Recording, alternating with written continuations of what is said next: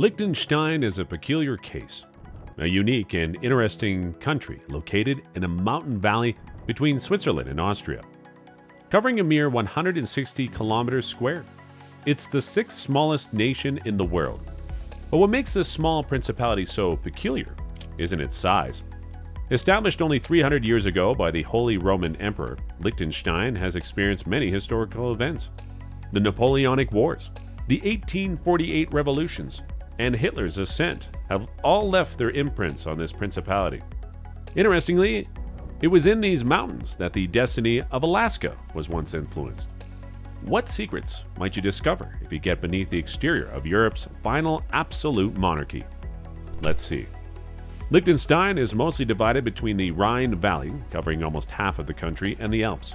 With a land area of only about 160 square kilometers, it ranks as the world's sixth smallest state, being only 25 kilometers long and 9.4 kilometers wide.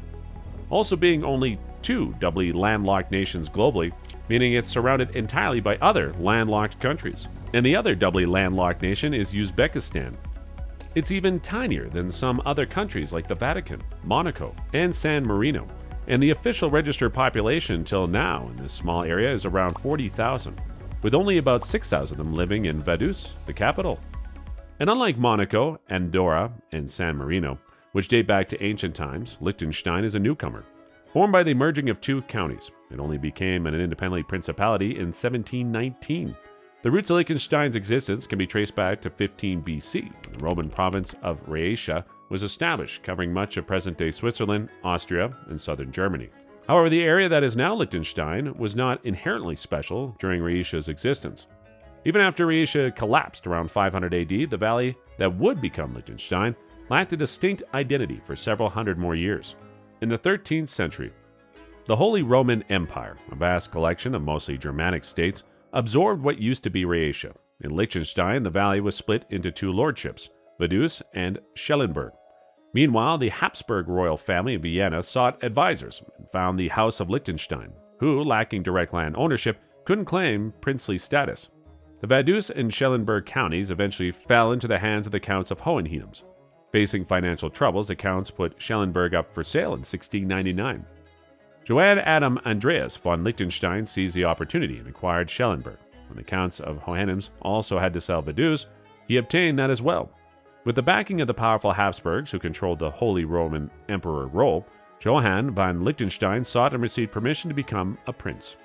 Thus, the Principality of Liechtenstein was established on January 23, 1719, fulfilling the Liechtenstein family's aspirations and granting them a place at the Holy Roman Empire's decision-making table.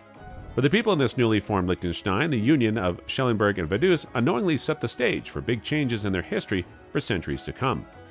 Despite being Liechtenstein's rulers in 1719, no member of the House of Liechtenstein set foot in the country until 1842. In the early 19th century, Napoleon Bonaparte took notice of Liechtenstein during the tumultuous times of the French Revolutionary Wars.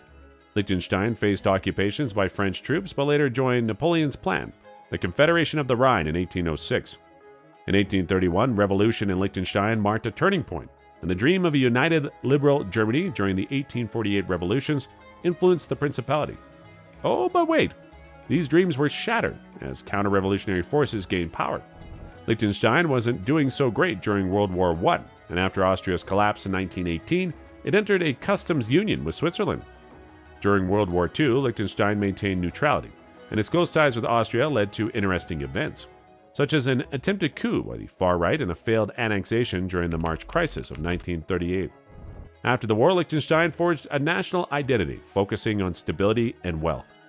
In 2003, a referendum granted more powers to Prince Hans Adam II, making Liechtenstein Europe's only absolute monarchy. Today, Liechtenstein is known for its stable politics, strong economy, and the highest GDP per capita globally. Despite its small size, Liechtenstein's history is rich and full of unique and peaceful experiences. With lots of peaceful nation experiences, it became a nation with a 100% literacy rate, where women typically live to around 85 years, and men enjoy an average lifespan of 79 years. As we talked about the turmoil of World War II, this country managed to maintain its neutrality and continue to progress during the post-war period, while other nations were focused on recovery. The tranquil environment has contributed to a stress-free and harmonious life for its residents. Another thing that makes this country really interesting is its natural beauty. It has medieval castles, beautiful views, and well, lots of cheese for fondue lovers. Liechtenstein has a lively culture and a modern economy. The country, especially because of its mountain landscapes, charming towns, and modern development.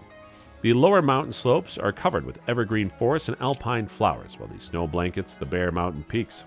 It's surrounded by forests, clear lakes, and tall mountains, making it a great place for people who love outdoor activities like hiking, biking, and skiing. The visual scenery is breathtaking, with no litter or unnecessary crowds.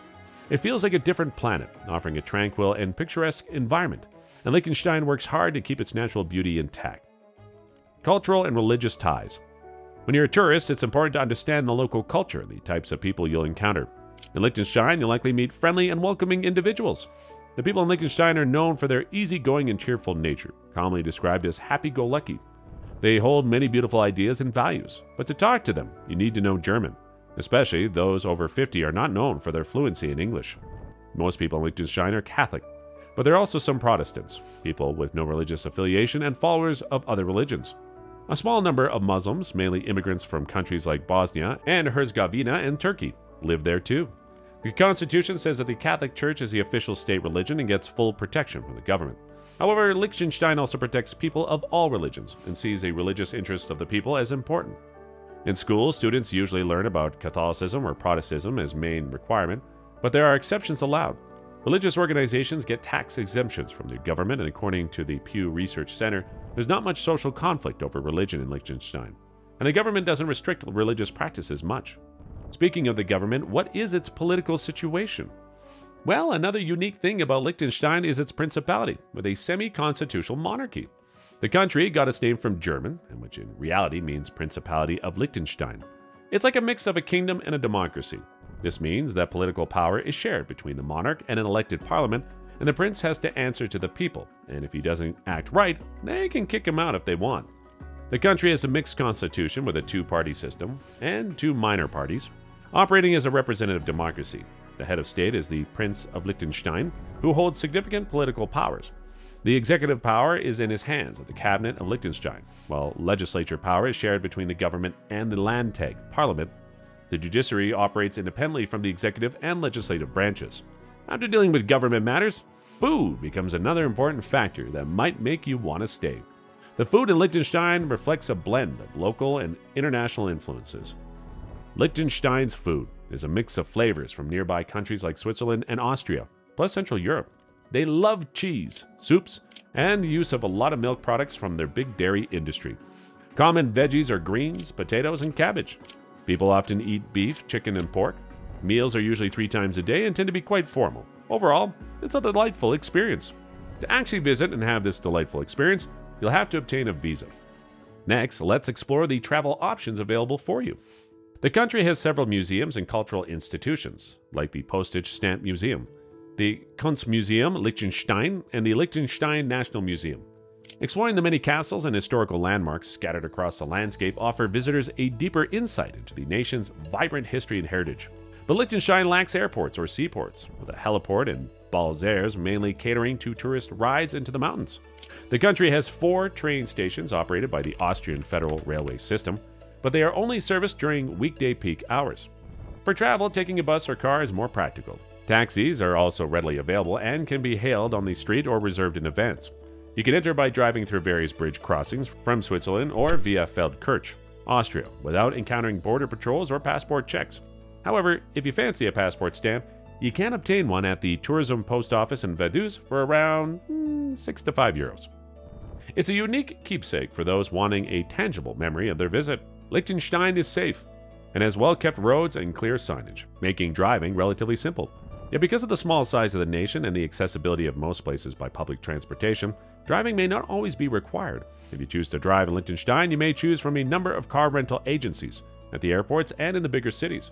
The minimum age to drive in Liechtenstein is 18, and you must have a current driver's license from your home country to do so. Many travelers tend to skip visiting the country during their European tour. The main reasons are there are not many hotels, and the ones available can be quite expensive, around $170 per night. Currently, there are only about 35 hotels in the entire country. Dining in cafes is also pricey, making it challenging for budget-conscious travelers. Those who do visit are usually wealthy individuals who come for skiing and mountaineering. Even locals often travel abroad frequently because the entertainment options in the country are limited compared to other European nations. But if you want to be at budget and enjoy your visit, cycling is an option for you. Cycling is a great way to see Liechtenstein because it is a small country with a well-developed network of cycle routes. There are many bike rental businesses across the nation that provide a selection of bicycles, including e-bikes. However, one must know that the overall cost of living and dealing with financial matters in Liechtenstein tends to be on the expensive side. What more do you need to know? Leave a comment. In simple terms, Liechtenstein is like a tiny but super packed storage chip. It's small, yet full of wonderful things neatly tucked away. Not so obvious to everyone. With that being said, thank you for watching, and make sure to catch our next thrilling video.